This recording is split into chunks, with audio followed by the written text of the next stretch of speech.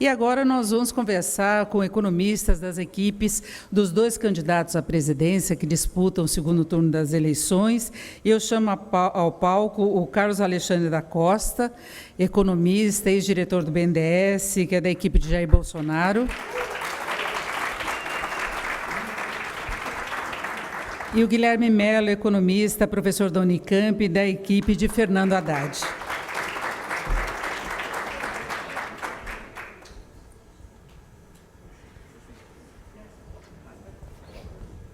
Bom, e nós vamos começar com uma apresentação rápida de cada um dos dois, antes das perguntas mesmo, em que nós vamos detalhar mais da fala deles. Vamos começar, então, com o Carlos Alexandre.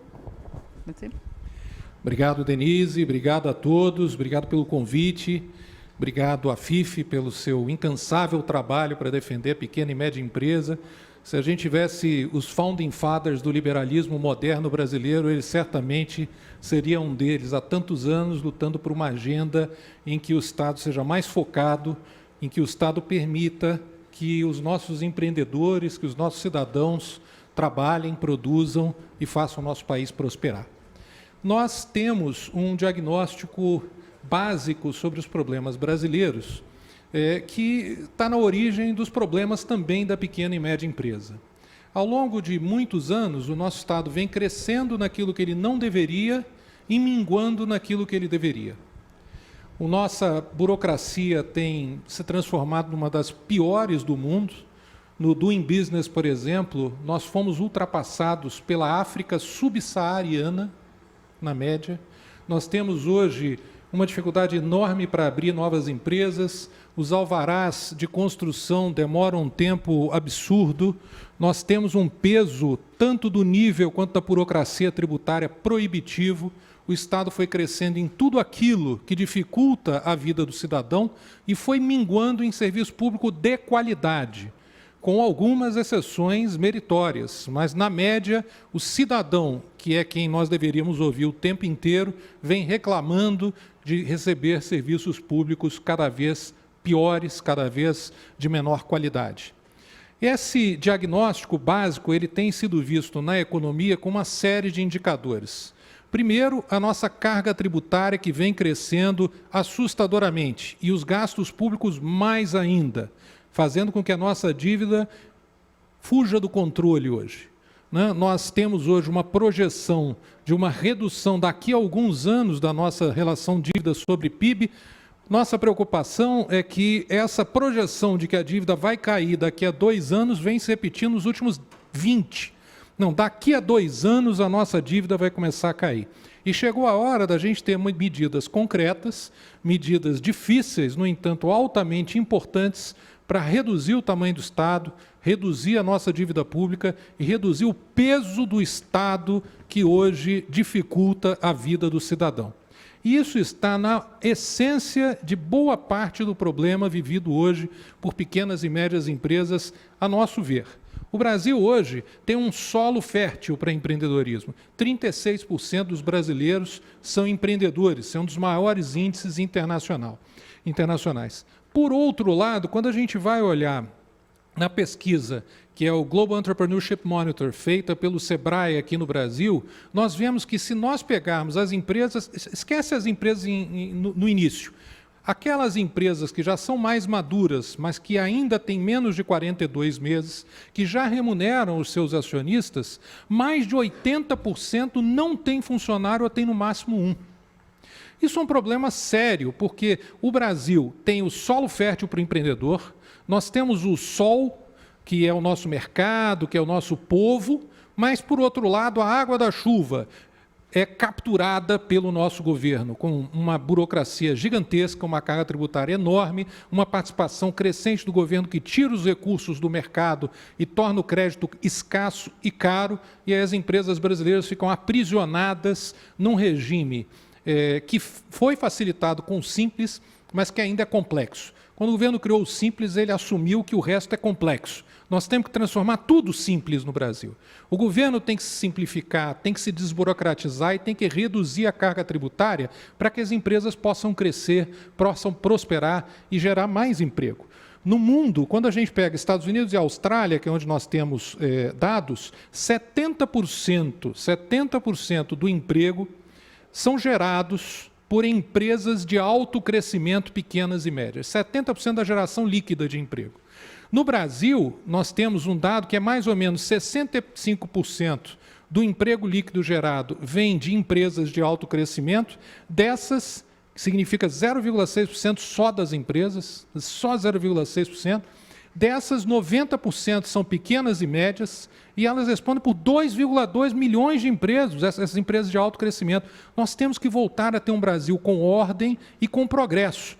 E esse progresso depende de uma equação em todo o setor público. Depois nós vamos ter algumas perguntas e a gente vai mergulhar. Mas nós entendemos que as soluções são diferentes para cada tipo de empresa.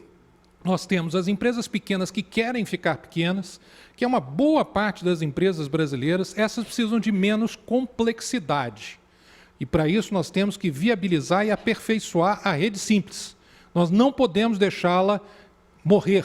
Pelo contrário, nós temos que ampliá-la no Brasil inteiro. Nós temos, por outro lado, as empresas pequenas com ambições de crescimento, que é uma das características fundamentais daquelas empresas de alto crescimento.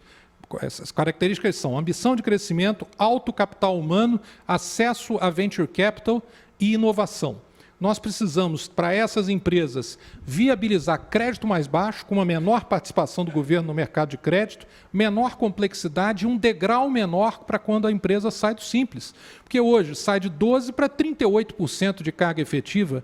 Isso é inviável para uma empresa, a não ser que seja aquele 0,001% de uma empresa que tem uma ideia extraordinária e fantástica e mesmo assim de alto risco. Por outro lado, nós temos também as empresas médias, que são empresas fundamentais em qualquer país desenvolvido. Na Alemanha é a maior parte do emprego, do crescimento, da tecnologia, e que hoje sofrem também com falta de crédito, com burocracia, com um peso excessivo do Estado e com uma volatilidade muito grande da economia. Nós precisamos de um Brasil que olhe o longo prazo e garanta que nós não vamos ter estados cada vez maiores, cada vez mais dificultando a atividade empreendedora e cada vez mais capturando crédito. Eu sempre fui empreendedor na minha vida, eu fui um dos fundadores do IBMEC, fundei várias outras empresas, era uma salinha pequena, a gente ficava lá enxugando a janela quando chovia para ter aula direito, só que enxugar a janela é fácil. O problema é que nós chegamos num momento em que o empreendedor muitas vezes fica enxugando gelo e pior, o governo fica aprisionando numa jaula em que você não consegue crescer, apesar de ter boas ideias, boa gente, bom mercado e um país maravilhoso, que é o que a gente vai construir. Muito obrigado. Obrigada. E agora nós vamos ouvir o Guilherme Mello. Guilherme, por favor. Bom dia a todos e a todas. Primeiro, queria agradecer o convite, agradecer a Denise aqui. Para mim é uma grande alegria estar aqui debatendo com vocês. Agradecer a presença do Carlos, acho importante, é a primeira vez que eu debato com um representante da candidatura do Jair Bolsonaro, então acho que é importante esse debate para o Brasil, acho que as pessoas precisam entender que cada candidatura pensa. E eu queria, nessa primeira fala de abertura, tratar de um tema que é crucial para as micro e pequenas empresas, né? Que é a própria dinâmica da economia e como ela pode ser revertida. Quer dizer, hoje nós estamos há 4 anos, com 2 anos de recessão e 2 anos de estagnação, certo? Os últimos 4 anos do Brasil eram isso. Se você olhasse 2013, o Afif chegou a estar no governo, lá atrás, a perspectiva não era essa. E depois se consolidou um cenário muito negativo para a economia. E isso é terrível para o pequeno empreendedor. É terrível para todos, mas em particular para o pequeno empreendedor. Por quê? Porque, como já disse o Carlos, o Brasil é um país fértil em empreendedorismo. É verdade. Nós temos um dos maiores números de pequenos empresários no mundo. É verdade? É verdade. Muito disso se deve ao fato de que nossa estrutura tributária é tão danosa, é tão desequilibrada, que vários pequenos empreendedores, na realidade, são trabalhadores. Só que se pejotizam porque a estrutura tributária obriga à pejotização. Certo? Então, você tem uma estrutura tributária que por um lado, infla artificialmente o número de pequenos de empreendedores, mas, por outro lado, os verdadeiros empreendedores têm uma grande dificuldade. Não à toa o Simples existe e foi expandida a sua faixa de isenção, que pega até médias empresas, pega empresas de tamanho razoável. Por quê? Porque o Brasil é um verdadeiro manicômio tributário. E não é de hoje. Vamos lembrar, quem criou a estrutura tributária brasileira? Essa estrutura tributária brasileira foi criada na ditadura militar, em 1966 e 1967, por dois liberais, o Campos e o Bulhões. E foi reformada e deteriorada profundamente na década de 90, quando a gente teve um crescimento de 6%, 5% a 6% da carga tributária em contribuições e impostos em cascata. Por quê? Porque você tinha que aumentar muito os impostos para pagar os juros da dívida, porque os juros da dívida eram impagáveis. Então, você vendeu o patrimônio público, você aumentou a carga tributária e, ainda assim, aumentou a dívida pública. Aumentou a dívida interna e externa. Tanto aumentou a dívida externa que o Brasil quebrou. Quebrou em 99, quebrou em 2002. Depois você tem um período, mais ou menos 10 anos, onde não é verdade que a gente está há 20 anos discutindo como reduzir a dívida. A gente reduziu a dívida. A dívida líquida do Brasil caiu de 65%, 67% para 34%. O Brasil pagou toda a sua dívida externa e acumulou reservas. O Brasil foi um dos países que mais produziu superávit primário no mundo nesse período. Para além disso, o Brasil ele teve uma característica central. Ele conseguiu coadunar responsabilidade fiscal e melhoria da qualidade de vida com crescimento econômico.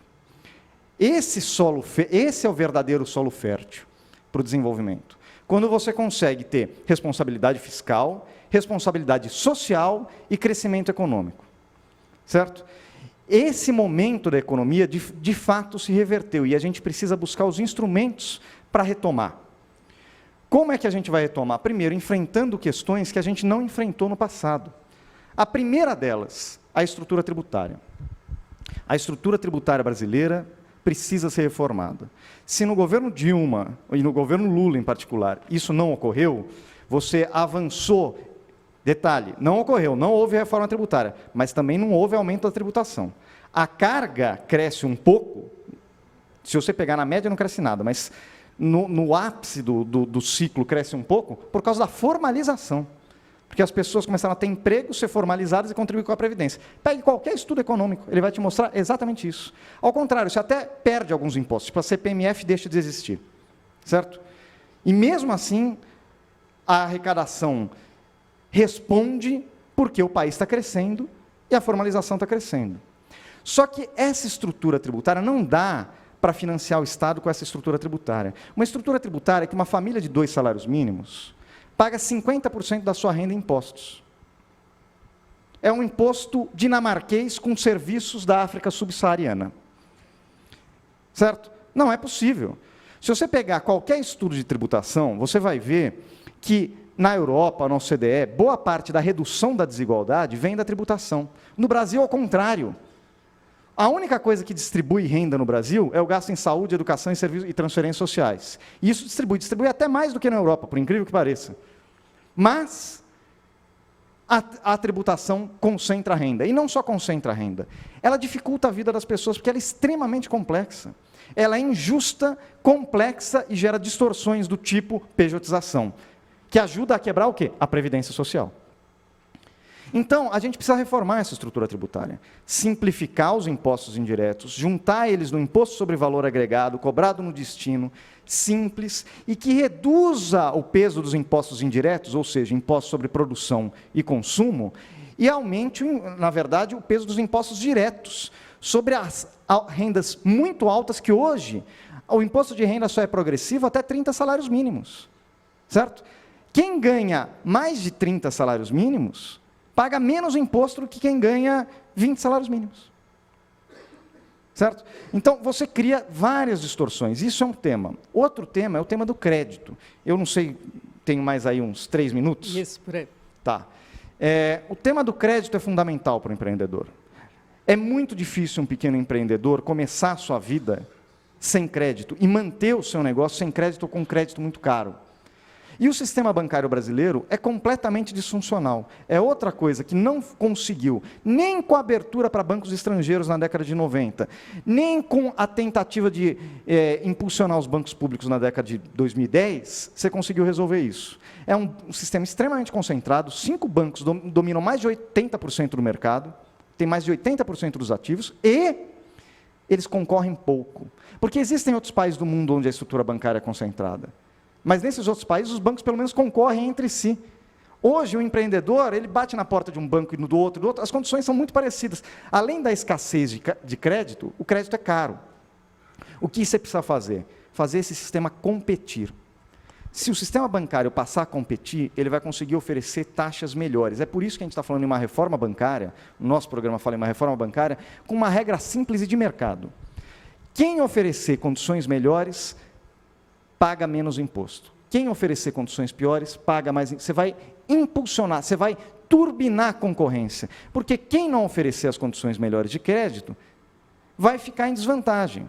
Porque vai perder mercado, certo? Vai perder rentabilidade, vai perder os melhores clientes. Então, ele vai ser empurrado a competir. E aí, uma vez competindo, esse sistema bancário vai ser mais benfazejo, digamos assim, para a criação de micros e pequenas empresas. Por fim, além da questão da estrutura tributária e da questão do crédito, tem a questão da estrutura do Estado. A estrutura do Estado se concentrou muito em estruturas de controle, estruturas burocráticas, processos repetitivos, certo? Isso é uma tradição um pouco da nossa história portuguesa, mas não só isso. É uma preocupação enorme em combater eventuais desvios, corrupção, mas que, na verdade, abre as portas para a corrupção. Porque quanto mais burocratização, mais difícil é empreender, e aí mais vem a ideia de, bom, então a gente dá uma ajeitada, a gente faz, entendeu? E a gente tem que simplificar, de fato, a estrutura burocrática do Estado. O país precisa passar por uma reforma tributária, uma reforma bancária e uma reforma do Estado, que facilite e que se valha das novas tecnologias, que facilitam a nossa vida. O Estado tem que adotar elas para facilitar a vida dos pequenos empresários e dos empreendedores. Se a gente conseguir fazer essas 3 reformas e redinamizar a economia, a gente vai chegar em um cenário onde o pequeno empreendedor vai ter clientes, porque a economia está crescendo, o emprego está crescendo, a renda está crescendo, o crédito está crescendo. Ele vai ter uma estrutura tributária mais simples, certo? E mais convidativa para ele, que ele não vai ter que gastar horas, pessoal, trabalho para pagar imposto. Ele vai ter acesso a crédito para investimento mais barato e, por fim, ele vai ter uma estrutura burocrática que simplifique e facilite a vida dele no empreendedorismo. Todas essas questões são questões que estão presentes no nosso programa, que eu convido vocês a lerem e que eu acho que a gente vai retomar ao longo do debate aqui. Obrigado, Denise. Exatamente. Agora nós vamos passar as perguntas. Claro que nós vamos retomar essa questão específica das micro e pequenas empresas, que é o foco do nosso Mitos e Fatos de hoje, mas eu vou começar falando o que esperar a partir de 2019, porque hoje mesmo aqui no evento várias pessoas me perguntaram, e aí, Denise, o que vem para 2019, que é uma grande interrogação, porque a economia tem demonstrado uma dificuldade enorme de retomada do crescimento. A gente vê que o governo tentou passar um recado um pouco mais confiável em termos de ajuste das contas, teve algumas iniciativas microeconômicas para estimular as empresas. Agora, a gente continua convivendo com um crescimento baixíssimo da economia, com desemprego elevado. Então, eu gostaria que o Carlos Alexandre começasse a falar sobre isso. Qual o potencial de uma reação efetiva da economia a partir de 2019? Denise, o potencial é enorme. Eu fico muito feliz de ver um outro candidato liberal aqui junto conosco. Porque... né? Feliz mesmo, tá? Não é sarcasmo não, tá, Guilherme? Porque redução de carga tributária, simplificação, redução de peso de Estado, assim por diante, tem sido uma agenda liberal. E assim, eu até entendo que no primeiro governo Lula foram tomadas algumas ações liberais de algumas pessoas que estavam lá e que fizeram um ótimo trabalho, né? Em em algum ângulo, não fizeram em outro, né? A dívida bruta cresceu muito naquele período, nossa taxa de juros foi 6%, a dívida líquida caiu, uma bruta cresceu, né? A taxa real de juros média foi 6,5%. Real. Qual é o pequeno e médio empreendedor que consegue pagar? Esquece o spread bancário, que também já foi um dos períodos com maior spread bancário. O Banco do Brasil, para vocês terem uma ideia, o Banco do Brasil é um banco público, né, que faz um ótimo trabalho, por exemplo, em crédito rural, em vários outros. Por outro lado, o Banco do Brasil, ao longo dos governos anteriores, foi um dos bancos que cobrou mais spread do pequeno e médio empreendedor. Quer dizer, nós temos que tirar o peso do Estado, que hoje asfixia o setor produtivo. E é isso que nós pretendemos fazer, tirar o peso do Estado. Primeiro, reduzindo o gasto com juros, que hoje a gente paga, o governo federal paga hoje cerca de um plano Marshall por ano de juros. Por ano. E por que isso? Porque a dívida é gigantesca. Nós temos hoje uma dívida bruta chegando a 90% do PIB, com uma taxa enorme. A dívida líquida não é tão alta, mas aquela taxa que o governo paga é muito maior do que aquela que ele recebe. Nós temos que reduzir essa dívida. E o governo, felizmente, tem patrimônio. Nós temos 144 empresas estatais, nós temos 700 mil imóveis públicos, 700 mil imóveis públicos, e nós precisamos ter um processo rápido de privatização, de venda de imóvel público, com detalhe, exclusivamente para reduzir a dívida. Exclusivamente para reduzir a dívida. E não para pagar juros, e não para cobrir gastos operacionais. Número 2, nós temos que ter um ajuste previdenciário justo, que seja discutido com a sociedade, que reduza o déficit que existe e que tem muita gente que diz que não existe. Existe um déficit crescente na nossa Previdência. Nós precisamos, como sociedade, encontrar uma solução para isso. E terceiro, gastos públicos que vêm crescendo, mesmo os primários, assustadoramente. Nós hoje, para vocês terem uma ideia, nós temos 236 carreiras no setor público federal. É um absurdo isso. É uma complexidade enorme. Nosso Estado precisa ser mais leve, mais enxuto. Aquilo que o empreendedor, o dono da pequena e média empresa, sabe da importância de ser enxuto e não inchar. O Estado, há muitos anos, ele vem inchando. Ele vem se tornando um monstro descontrolável, sem transparência, que é um dos pilares da democracia. A democracia precisa de transparência. A pessoa vota, quer saber se aquele que ele elegeu está fazendo aquilo que foi o mandato dado a ele pela população, e depois quer ter transparência. A nossa democracia precisa ser, na verdade, regenerada, porque ela está sofrendo hoje. Nós precisamos ter uma democracia plena, em que a sociedade vote em alguém para fazer X e aquele faça X. Ano que vem, com uma redução do peso do Estado na economia, com uma redução da carga tributária, com uma redução da burocracia, nós esperamos crescer pelo menos 3,5% do PIB. Nós temos certeza que um caminho de maior estabilidade vai viabilizar quase que instantaneamente uma queda nas taxas de juros longas, que hoje nós temos uma taxa que ainda é alta no curto prazo, mas a taxa de médio e longo prazo, por conta da instabilidade, do risco do Brasil, ainda é muito elevada. Isso vai cair naturalmente, quase que instantaneamente, e isso vai viabilizar muitos investimentos produtivos, mais crédito, menos burocracia e mais crescimento. Nós estamos muito otimistas já para o ano que vem. Sabe que as expectativas das empresas, dos consumidores, são aquilo que move a economia no curto prazo. Quando a gente vê, toda vez que o Jair Bolsonaro cresce na pesquisa, juro longo cai, otimismo de empresariado aumenta, a população fica com mais esperança em relação ao futuro, e é isso que nós vamos construir. Não vai ser fácil, vai ter muito trabalho pela frente, mas para isso que a gente tem uma equipe extraordinária que vem trabalhando há meses já, de maneira voluntária, com ideias, propondo ideias, são ideias ainda, mas muito sólidas, para um governo liberal e democrático. Desculpa a brincadeira, Guilherme, mas eu sei que tem mais coisa que nos une do que coisa que nos afasta.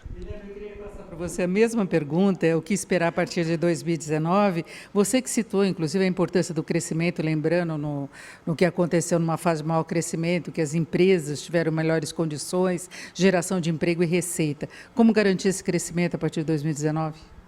Olha, primeiro eu queria falar assim, eu não tenho problema de ser chamado de liberal. O liberalismo ele tem uma tradição maravilhosa de liberdade, de democracia, contra as ditaduras, contra a opressão, contra a tortura, certo? Pelos direitos humanos, pelos direitos das minorias. Isso é o liberalismo. Ele tem essa tradição histórica entre os grandes pensadores liberais. Se tem alguma candidatura liberal, eu não acho que esses rótulos necessariamente sejam relevantes, né? Mas é importante lembrar o que é o liberalismo, né? O liberalismo pelos direitos. O liberalismo nunca viu um liberal, um verdadeiro liberal, defender a ditadura. Nunca vi. Quer dizer, se é um liberal que está defendendo a ditadura, ele deixou de ser liberal. Porque ele deixou de valorizar a base do liberalismo. Certo? Não, eu vou responder a pergunta. Eu só acho importante lembrar o que é o liberalismo para vocês, para todos nós. Certo? Não, é importante porque as pessoas às vezes esquecem. É importante uma mera lembrança, certo? Uma mera lembrança, uma mera recordação. Quanto à pergunta sobre 2019, eu acho que 2019 a gente tem um potencial de retomar o crescimento, porque o Brasil está há 4 anos sem crescer, certo? Dito isso, não vai ser com soluções mágicas do tipo vamos vender tudo e baixar a carga tributária que vai resolver o problema fiscal. Qualquer economista liberal, pegue os economistas do INSPER, pede para eles fazerem as contas. Eles vão falar, a conta não fecha. Não faz o menor sentido essa proposta. No momento de crise fiscal que a gente está, você vai falar que você vai reduzir a carga tributária e vai vender empresas públicas, e aí tem aquela coisa, vai vender o quê? Um economista fala uma coisa, o candidato fala outra, o vice fala uma terceira, ninguém sabe o que é, certo que vai vender, quanto vai vender, por quanto vai arrecadar, e aí vem com uma proposta mágica de zerar o déficit primário em 1 ano, reduzindo carga tributária. Gente, a conta não fecha, o que a gente tem que fazer é retomar o ritmo de atividade. Como a gente vai fazer isso? Gerando emprego nas obras paradas, certo? Da construção civil, que está acabando com as cidades brasileiras, um desemprego enorme, reativando o crédito, renegociando a dívida dos pequenos empresários e das famílias, e com emprego e crédito, você vai voltar a fazer a roda da economia girar, e a partir daí você vai construir o caminho para um ajuste fiscal que não tem mágica. Ele passa necessariamente por você recuperar e melhorar a qualidade da arrecadação tributária e, ao mesmo tempo, você olhar para a questão dos gastos com o rigor necessário, mas preservando aqueles que distribuem renda, porque essa também é uma diferença grande. Eu só não posso me chamar de liberal, porque eu falo o tempo todo em distribuição de renda, e eu acho que esse é um tema central para o futuro do Brasil. A distribuição de renda, porque o Brasil é um dos países mais desiguais do mundo e a gente precisa avançar nessa agenda. Perfeito. E, Carlos Alexandre, eu queria retomar exatamente essa questão de condição de retomada do crescimento no ambiente de necessidade de fazer o ajuste fiscal, não é? Você citou a redução da dívida, a questão da credibilidade e reforma da Previdência também. Mas fica colocada essa necessidade de uma expansão maior da atividade, porque eu acho que a sociedade espera mais geração de emprego, espera maior condição de retorno da atividade empresarial. Qual seria o foco do gerenciamento da economia nesse aspecto? Nós hoje estamos numa situação muito triste, porque nós temos 25 milhões de pessoas sofrendo com a falta de emprego. 25 milhões. Nós temos 13 milhões de desempregados, 5 milhões de desalentados e mais quase 7 milhões de subocupados. São pessoas que trabalham menos do que o período integral e gostariam de trabalhar mais. É uma tragédia isso que nós vivemos no Brasil. Se a gente multiplica isso por 4, uma família média mais algumas pessoas que vivem com essa renda, isso dá metade da população brasileira. Isso é uma situação caótica e uma situação que começou nos últimos 2 anos, uma situação que já foi herdada pelo atual governo, que também não agiu da melhor maneira possível para debelar esse problema. Né? Um governo que assume sem voto é um governo mais frágil. Né? Porque, embora fosse o vice do PT, o vice do candidato do PT, da mesma chapa, o atual presidente não tinha apoio político para fazer algumas coisas que ele até tentou fazer. Quando nós olhamos o ajuste fiscal que é tão necessário para esse ano, A gente fez bastante, todas as contas, tanto para a privatização quanto para o ajuste fiscal desse ano. Existem algumas receitas extraordinárias esse ano que vão viabilizar um superávit primário ou zerar o déficit já esse ano. Tá?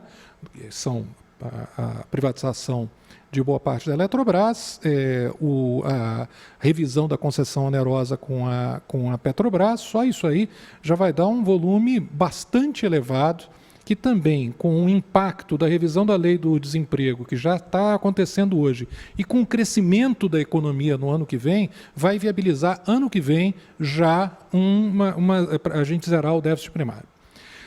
Depois, nós temos que ter outras medidas de redução de gastos. Essas vão ser implementadas ao longo do primeiro ano, com toda a discussão com a sociedade. Muitas vezes, a gente é cobrado para dar mais detalhes.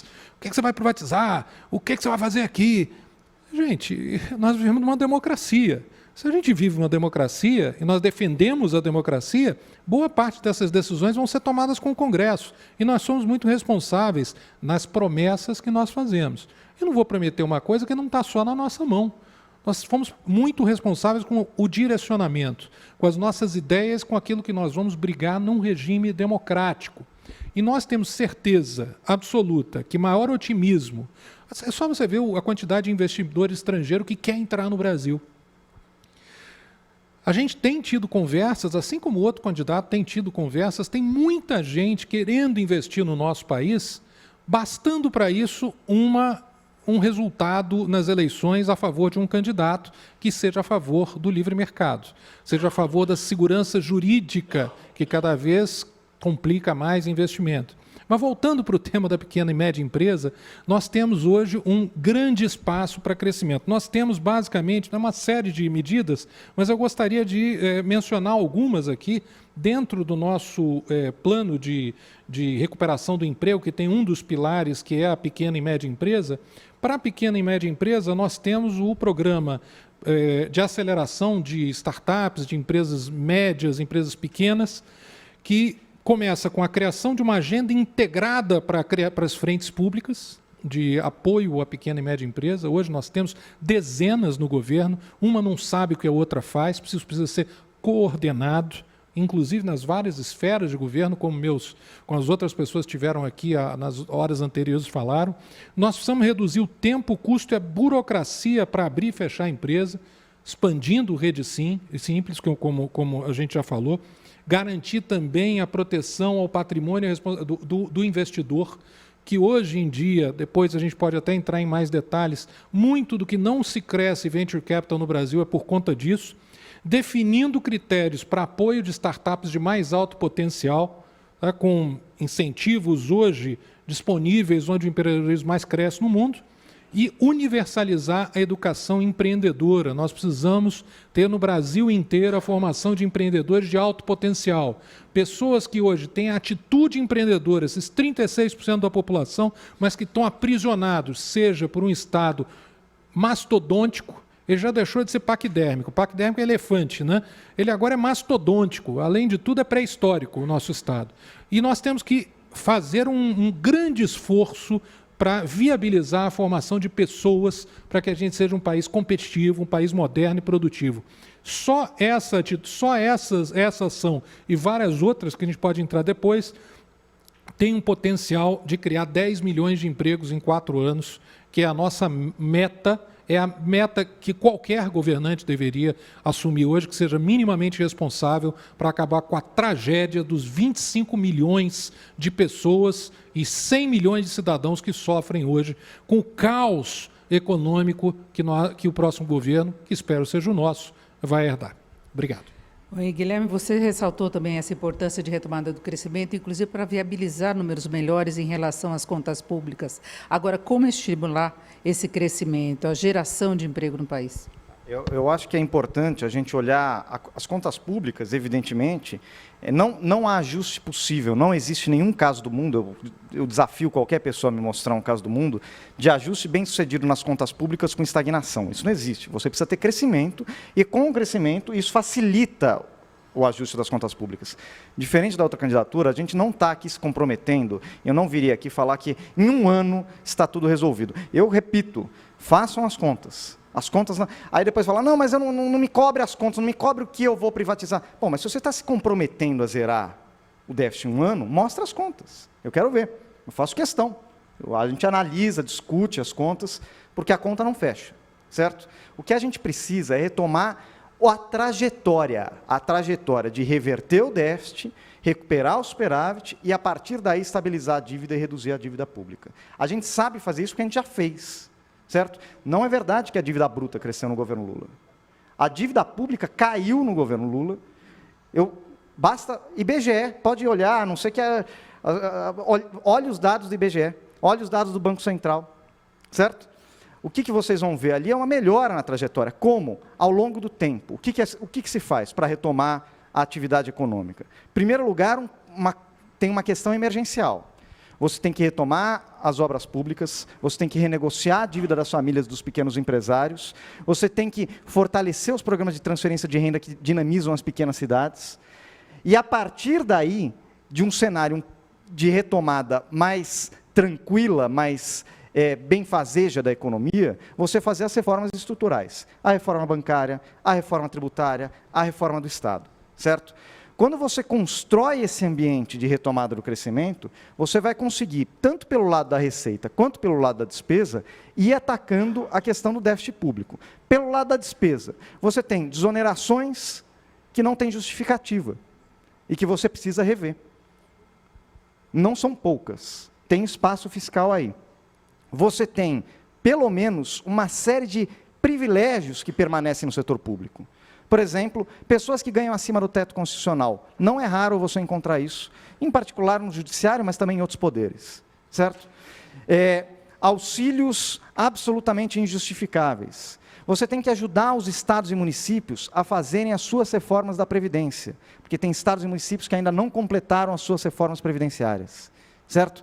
Você tem que discutir com a sociedade qual é o modelo de seguridade social que você vai querer daqui para frente, em um novo mundo, com novos tipos de trabalho, com novas tecnologias e, portanto, uma nova estrutura produtiva. Isso está sendo feito no mundo inteiro. Então, o que a gente está falando, basicamente? Que a retomada do crescimento é condição necessária, mas não suficiente para a questão fiscal. Você tem gatilhos para retomar o crescimento, não é com mágica. Você, nesse primeiro momento, vai ter que incentivar a geração de emprego. Não há outro caminho. As pessoas, se não houver consumo, se as pessoas não tiverem renda, não tiverem crédito e não tiverem emprego, a economia não vai voltar a girar. Certo? Não vai ser com mágica que a economia vai voltar a girar. Mas para as pessoas terem isso, você precisa dar um gatilho. Porque o empresário sozinho, vocês são empresários, sabem disso, você não vai na frente. Ah, não tem demanda, não tem quem consuma, mas eu vou assim mesmo. Uai, você não vai na frente. Você vai quando você tem perspectiva. Tem demanda, tem consumo, o meu produto vai ser vendido, então eu vou investir, então eu vou contratar, certo? Precisa ter um gatilho. Depois desse gatilho, ao mesmo tempo, você tem que estar discutindo as reformas estruturais. Esse é o caminho, sem mágica, e você vai construir o cenário de recuperação do superávit primário e de reversão do endividamento público. A questão dos juros, eu acho que é uma questão central, mas para vocês, o que mais é fundamental é os juros que vocês pegam no banco. Por isso a gente tem que falar em reforma bancária. Por isso a gente tem que mexer no cartel bancário. Não é possível um governo assumir e não ter nada a falar sobre o cartel bancário do que o Brasil vive atualmente e que trava completamente o empreendedorismo no Brasil. Certo? E a proposta simples de vamos liberar, vamos abrir para fora, já foi feito na década de 90, vários bancos estrangeiros vieram para cá. O problema não resolveu. Ao contrário, eles acabaram saindo.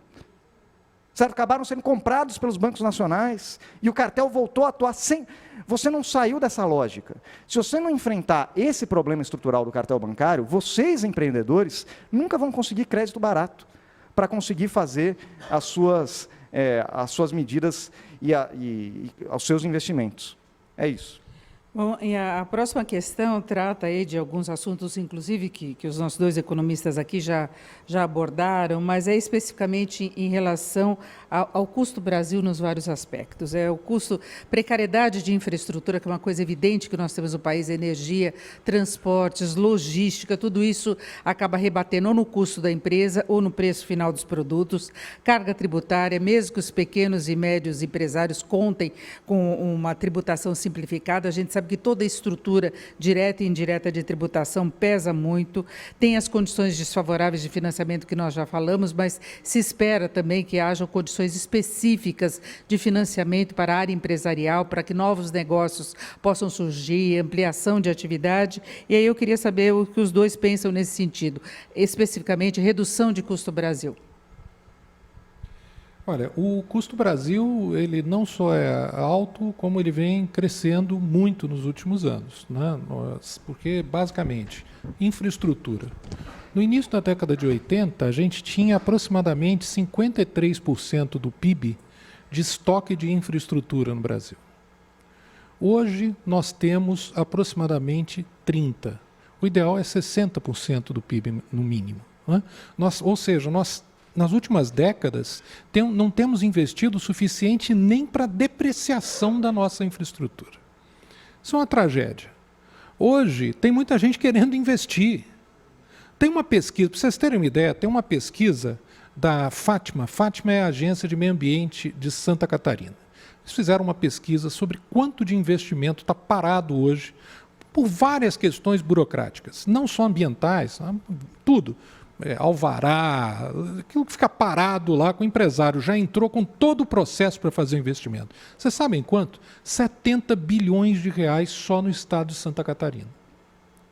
Vamos supor que metade disso já perdeu tempo, já não vale mais a pena, então são 35 bi, na média 3 anos de investimento, só em Santa Catarina são 10 bilhões de reais prontos para serem investidos. Não é do governo não, hein? Da iniciativa privada, querendo investir, querendo gerar emprego, está parado isso. Nós precisamos de segurança jurídica, nós precisamos de um ambiente adequado para a gente ter negócios, nós precisamos de agências reguladoras que não são loteadas e aparelhadas, nós precisamos de um setor público ágil, eficiente, porque assim, o que acontece? Pequeno e médio empresário que está aqui acompanhando no YouTube, o que acontece quando você atrasa um dia o imposto? Um dia uma obrigação acessória. Quer dizer, para a gente, para o cidadão tem prazo, para o governo não tem. O governo não tem. O governo tem que ter prazo. Não resolveu, está aprovado. O governo tem que ter prazo. Isso é um cidadão que cobra do Estado, e não o Estado que cobra do cidadão. Chegou a hora do cidadão cobrar do Estado. O Estado tem que estar a serviço do cidadão, e não o cidadão a serviço do Estado. O Estado é uma abstração. No Brasil, o Estado virou um monstro. Já chega disso. O que a população está falando, as milhões de pessoas que foram em várias cidades do Brasil à rua, por exemplo, ontem, deram um basta. Não aguenta-se mais Estado grande. Nós temos que diminuir e focar. Porque quanto maior o Estado, o que acontece com uma empresa pequena e média quando começa a colocar um monte de gente? Vira uma bagunça, você não consegue fazer nem o essencial. A mesma coisa do Estado. Uma das causas do Estado hoje ter serviços tão ruins é porque ele está inchado. Nós precisamos ter... Um dos programas que deram muito certo, por exemplo, no governo, foi o Brasil Mais Produtivo. Implementando Lean Management, administração enxuta nas empresas. Foi um dos exemplos dos programas que nós queremos, inclusive, fortalecer. Programas com efetividade comprovada. O que a gente aprende ali? Quanto mais enxuta, mais produtiva. Nosso Estado está inchado. Um Estado inchado é menos produtivo, tem piores serviços para a população, que é um outro componente do custo Brasil, não ter serviços adequados do Estado. Outro componente, taxa de juros. Estamos totalmente de acordo, é importante ter mais competição no mercado bancário. Mas nós temos que ter cuidado para não sair fazendo uma reforma que desestabilize e torne os juros mais altos ainda.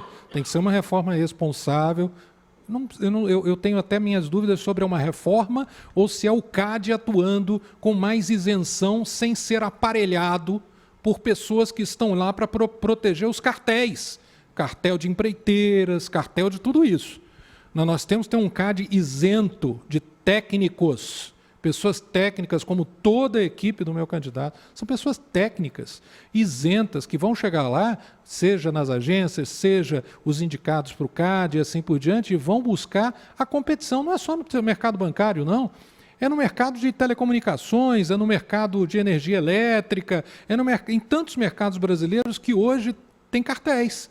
O CAD tem que funcionar de maneira isenta. Nós temos que estimular as fintechs, nós temos que estimular o venture capital, nós temos que reduzir o custo de crédito. E, por último, outro grande custo brasileiro é o custo dos impostos.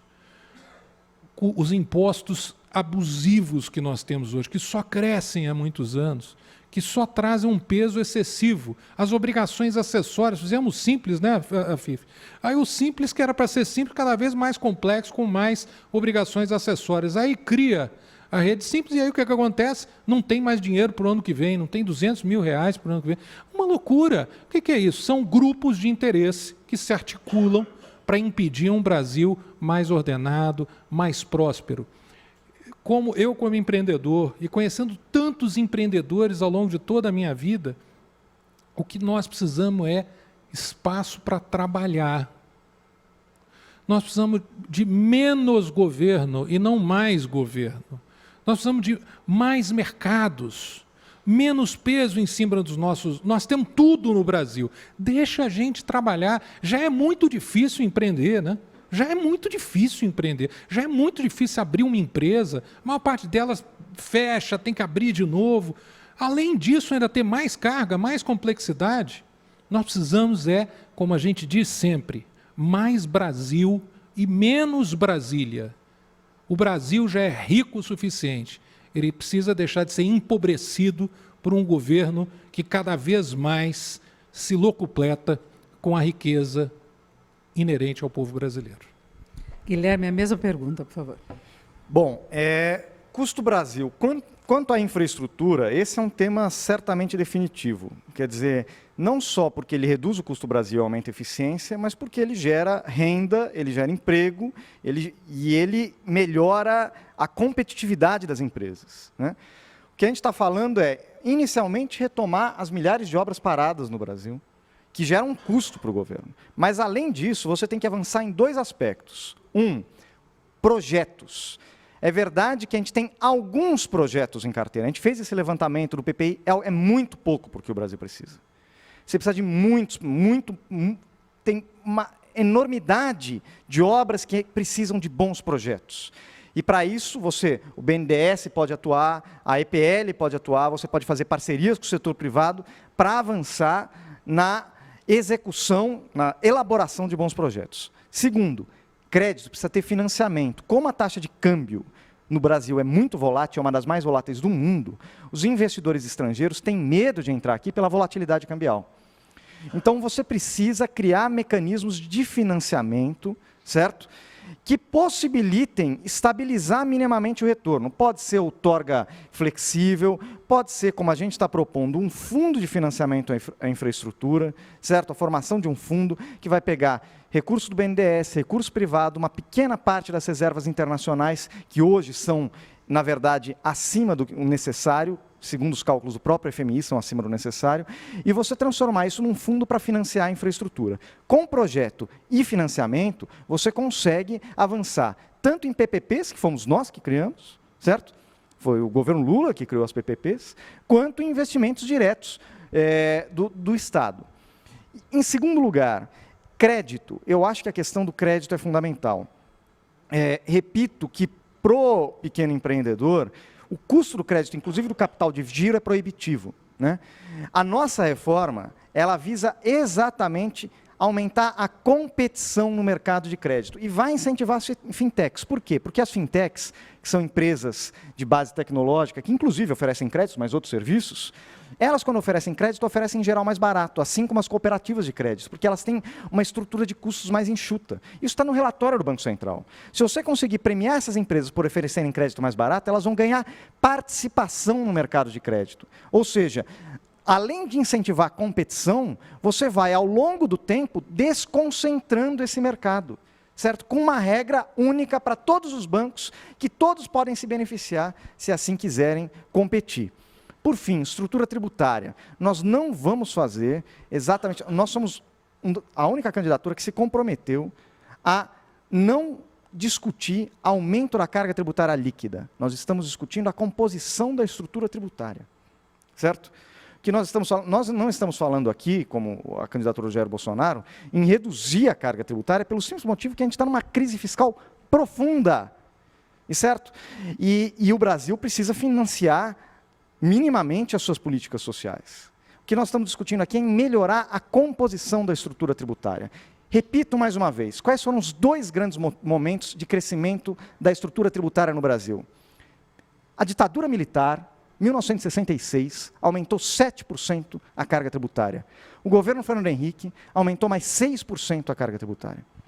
São os dois grandes momentos de governos liberais que aumentaram a carga tributária. Nós vamos fazer diferente dos liberais.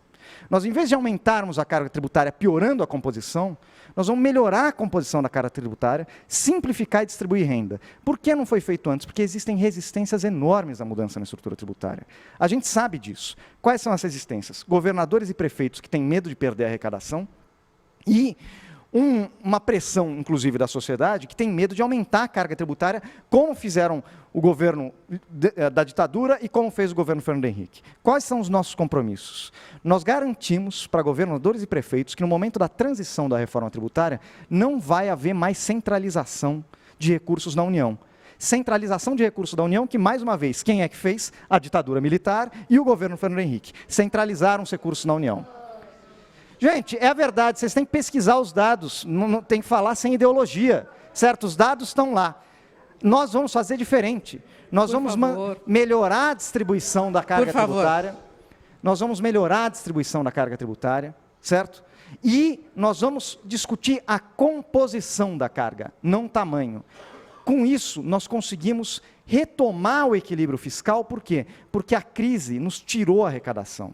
Quando você voltar a crescer com uma estrutura tributária melhor, você vai recuperar a arrecadação e, com isso, você vai melhorar o resultado fiscal sem precisar cortar os direitos sociais. Perfeito, nós somos exatamente no tempo. Eu quero agradecer muito a participação dos dois, o Carlos Alexandre da Costa, muito obrigada, Guilherme Melo também, e eu agradeço a presença de todos que estiveram com a gente nesse 10º Mitos e Fatos, micro e pequenas empresas, e um excelente dia, uma ótima tarde a todos. Obrigada.